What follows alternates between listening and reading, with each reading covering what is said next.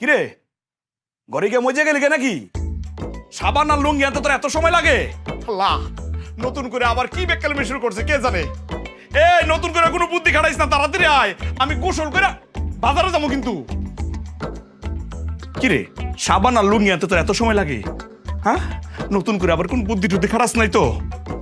বেশি বুদ্ধি কাটাই নাই, কিঞ্চিত কাটিয়েছি। আবার নতুন করে বুদ্ধি? এই তুই কিঞ্চিত বুদ্ধি খাটাইতে গেছস কেন? তোর না কোন রকমের বুদ্ধি খাটানো নিষেধ? কেমন লাগে? আচ্ছা ঠিক আছে, বাদ দে, লুঙ্গিটা দিয়ে আমি গোসল করে বাজারে যাবো। দে। এটা কি? পিটিগুড, কি ছায়া, ছায়া দে? আমি কি করবো? আমি চাইছি লুঙ্গিটা দে। সাশ্রয়। কি শাস্ত্র? আল্লাহ, মানে এটা ভাগ করো, আমি নিচে চলে যাই। কিসের শাস্ত্র কত? রাগ করো না, বুঝিয়ে বলছি।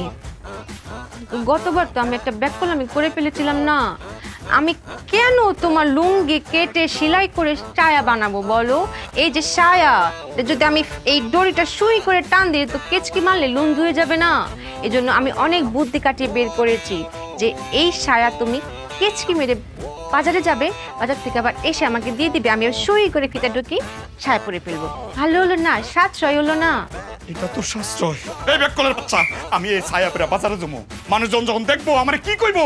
এটা তো ছায়া না, ছায়া তো ছায়া না, এটা তুমি কেচকি দিয়ে বলে লুঙ্গি হয়ে যাবে। পর তুই আমার সামনে থেকে যা, যা আমার সামনে থেকে। না গেলে কি আমাকে মারবা? তোরে আমি মারুম না তো, তোর মতো বেককল মাইরা কি আমি হাত কালা করুম? এই যে ছায়াটা দিছস না, এই ছায়াটা নিজের গলার মধ্যে পেঁচায়া এরকম ক্যাপকি দিয়ে মরে যাবো আমি। যা। তাক তোমার মরতে হবে না, জামাই বাঁচলে বউয়ের না। কেমনটা লাগে?